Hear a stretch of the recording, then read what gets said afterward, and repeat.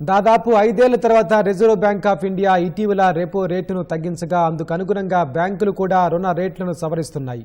ఇటీవల ప్రభుత్వ రంగ బ్యాంకింగ్ దిగ్గజం స్టేట్ బ్యాంక్ ఆఫ్ ఇండియా వడ్డీ రేట్లను తగ్గించగా ఇప్పుడు మరో ప్రభుత్వ రంగ బ్యాంక్ పిఎన్బి కూడా అదే నిర్ణయం తీసుకుంది. రిటైల్ రుణాలపై 25 బేసిస్ పాయింట్ల వరకు వడ్డీ రేట్లను తగ్గిస్తున్నట్లు పంజాబ్ నేషనల్ బ్యాంక్ గురువారం ప్రకటించింది.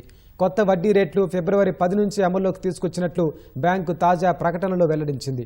గృహ రుణాలతో పాటు కారు, ఎడ్యుకేషన్, పర్సనల్ లోన్లపై ఈ తగ్గింపు వర్తించనుంది. తాజా సవరణతో పిఎన్బిలో గృహ రుణాల వడ్డీ రేటు 8.15% దిగొచ్చింది. ₹1,00,000 రుణానికి ఈఎంఐ ₹744గా ఉంటుందని బ్యాంకు తెలిపింది. ఆటోమొబైల్ రుణాలపై వడ్డీ రేటు 8.50% నుంచి ప్రారంభం కానుంది. విద్యా రుణాలపై కనిష్ట వడ్డీని 7.85% తగ్గించినట్లు పిఎన్బి తెలిపింది. వ్యక్తిగత రుణాలపై సవరించిన వడ్డీ రేటు 11.25%గా ఉన్నట్లు పేర్కొంది.